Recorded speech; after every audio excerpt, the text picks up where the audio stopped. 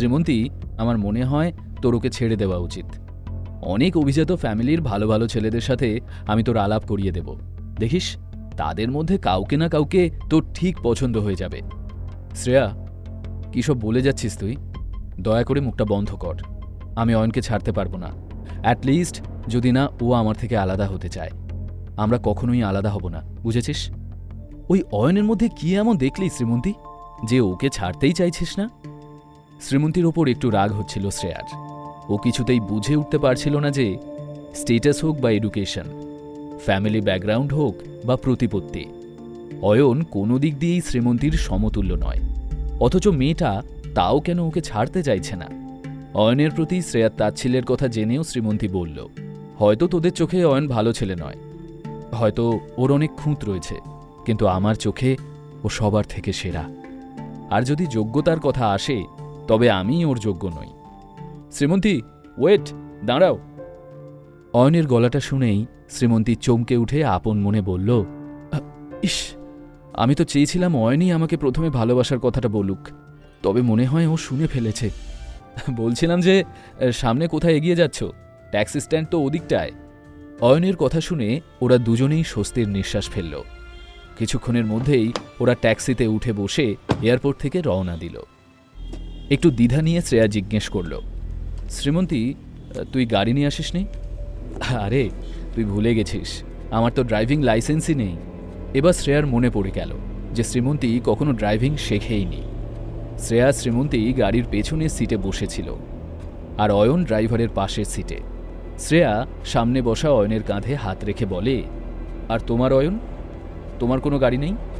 আসলে অয়নের তো না, গাড়ি অ্যাফোর্ড করার মতো টাকা আমার নেই। অয়নের জবাব শুনে শ্রেয়া বিরক্ত বোধ করলেও বুঝতে পারছিল না যে এরপর ওর কি বলা উচিত। ওর বেস্ট ফ্রেন্ডের হাজব্যান্ডের কাছে একটা গাড়ি পর্যন্ত ছিল না। তবে ওর মুখ দেখে শ্রীমন্তী ওর বিরক্তিটা বেশ বুঝতে পারল। শ্রীমন্তী মনে মনে ভাবল, আসলে অয়নের গাড়ি কেনার কথাটা সেভাবে কখনো আমার মাথাতেই আসেনি। বাট এনিওয়ে, সানরাইজ টাওয়ার থেকে প্রথম চেকটা পেয়েই অয়নকে একটা গাড়ি কিনে দেব। আমি চাই না এসব ছোটোখাটো বিষয়ের জন্য কেউ ওকে কিছু বলুক। এসব ভাবতে ভাবতে আর শ্রেয়ার সাথে গল্প করতে করতেই ওদের ট্যাক্সিটা রেস্টুরেন্টের সামনে পৌঁছে গেল। গাড়ি থেকে নেমে তিনজনে গিয়ে ঢুকল শহরের অন্যতম নামী রেস্টুরেন্ট গ্র্যান্ড অ্যাফেয়ারের ভেতরে। রেস্টুরেন্টটা কন্টিনেন্টাল খাবার দাবারের জন্য ফেমাস ছিল, আর সেখানকার অ্যাম্বিয়েন্সটাও ছিল দারুণ। এই রেস্টুরেন্টটা শ্রেয়ার খুব পছন্দের ছিল। শ্রীমন্তী আর শ্রেয়ার সঙ্গে অয়নও ঢুকে গেল রেস্টুরেন্টের অন্দরে। শ্রীমন্তী ওখানকার ম্যানেজারকে ডেকে জিজ্ঞেস করল, এক্সকিউজ মি, আমরা তিনজন আছি, একটা টেবিল অ্যারেঞ্জ করে দেওয়া গেলে that would be great. Good afternoon ma'am. এই মুহূর্তে টেবিল অ্যাভেলেবল হওয়াটা একটু মুশকিল, আসলে এই সময় ক্রাউডটা বেশি, তো সব টেবিল মোটামুটি আগে থেকেই বুকড, এখন একটা টেবিলও খালি নেই। শ্রীমন্তী এটা শুনে একটু ডিসঅ্যাপয়েন্টেড হয়ে গেলেও কিন্তু বলল, ঠিক আছে, আজ হলো না তো কি হয়েছে, পরে একদিন আসব, এখন চল অন্য কোথাও যাওয়া যাক।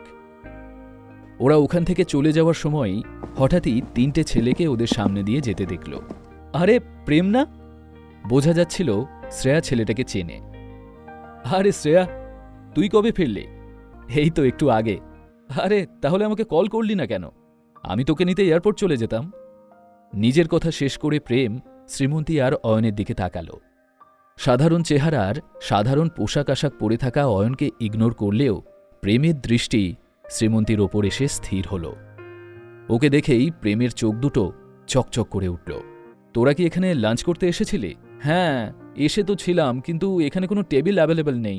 আরে এই হোটেলেই একটা প্রাইভেট রুম বুক করে আমরা একটা লাঞ্চ পার্টি অ্যারেঞ্জ করেছি, ইউনো, আর আমরা মাত্র কয়েকজন ফ্রেন্ডসই আছি। Why don't you guys join us for lunch? Shrimanti না করতে গেলেও শ্রেয়া আগেই জবাব দিল, অফকোর্স, কেন নয়, দ্যাট উড বি গ্রেট। শ্রেয়ার জবাব শুনতেই শ্রীমন্তী একটু চিন্তায় পড়ে গিয়ে অয়নের দিকে তাকালো। ও অয়নের কাছ থেকে সাজেশনস চাইছিল, আর অয়ন যেহেতু শ্রীমন্তীর মুড অফ দেখতে চাইছিল না, তাই ও ইশারায় হ্যাঁ বলে দিল। তারপর প্রেম ওর বন্ধুদের সাথে সেই প্রাইভেট রুমের দিকে এগোলে শ্রেয়ারাও ওদের ফলো করল। শ্রেয়া, তোর এই ফ্রেন্ডদের সাথে আলাপ করাবি না? ও হলো Srimanti Mallik, she is my best friend. Shreya শ্রীমন্তীর পরিচয় দিলেও অয়নকে টোটালি ইগনোর করল। যদিও তাতে অয়নের কিছু গেল এলো না। সেই মুহূর্তে শহরের সকলেই শ্রীমন্তীকে চিনত। মল্লিক ইন্ডাস্ট্রিজের রমরমা বাড়ার প্রধান কারণ হিসেবে ওর নামটা নিয়ে ওপর মহলে কম আলোচনা হচ্ছিল না। আর সেই মেয়েটাই কিনা এই মুহূর্তে প্রেমের সামনে দাঁড়িয়ে। শ্রীমন্তীকে দেখে প্রেম বুঝল শ্রীমন্তী সত্যিই বিউটি উইথ ব্রেনের পারফেক্ট উদাহরণ। Hello miss Mallik, I am Prem Basu, Basu and সন্সের সিইও। এই রেস্টুরেন্টটাও আমাদের প্রপার্টির একটা পার্ট।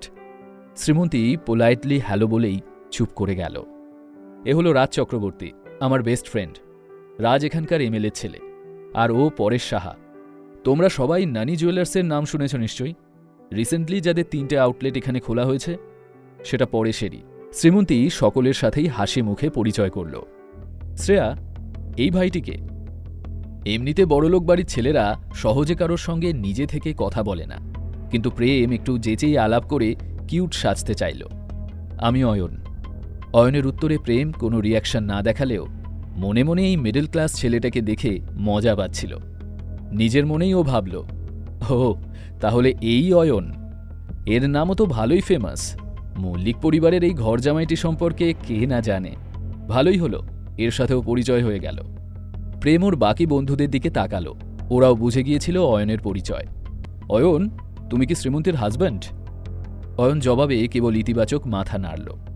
আমি তো শুনেছিলাম তুমি নাকি কোনো একটা ব্যাংকে কাজ করো। ওরা 3 জনে অয়নকে নিয়ে ঠাট্টা তামাশা করার চেষ্টা করছিল, কিন্তু অয়ন একটুও না রেগে খুবই নর্মালভাবে ওদের কথার উত্তর দিচ্ছিল। হ্যাঁ, আমি ব্যাংকে চাকরি করি। কিন্তু আপনি হঠাৎ এই কথা কেন জিজ্ঞেস করছেন? না না, আমি তো এমনিই জিজ্ঞেস করছিলাম, কিছু মনে করো না। তুমি স্যালারি কত পাও? এবার ওরা বাড়াবাড়ি করছিল। ওই 12-13 হাজার, কখনো বোনাস অ্যাড হলে 15ও হয়ে যায়। কথাটা শুনে ছেলেগুলো একে অপরের দিকে তাকালো। দারুণ স্যালারি, মানে আমার স্টোরের অ্যাকাউন্ট্যান্টের স্যালারিও এর দ্বিগুণ। কিন্তু তাও আজকের দিনে এই বা কম কি? এসব কথায় অয়ন পাত্তা না দিলেও শ্রীমন্তীর খুব বিরক্ত লাগছিল। কেউ অয়নকে অপমান করলে ইদানিং শ্রীমন্তীর খুব রাগ হতো, কিন্তু এখন শ্রেয়ার কথা ভেবে ও নিজেকে শান্ত করে নিল। পরেশ, তো স্টোরে কোনো এমপ্লয়ি দরকার পড়লে অয়ন ভাইকে কনসিডার করতে পারিস।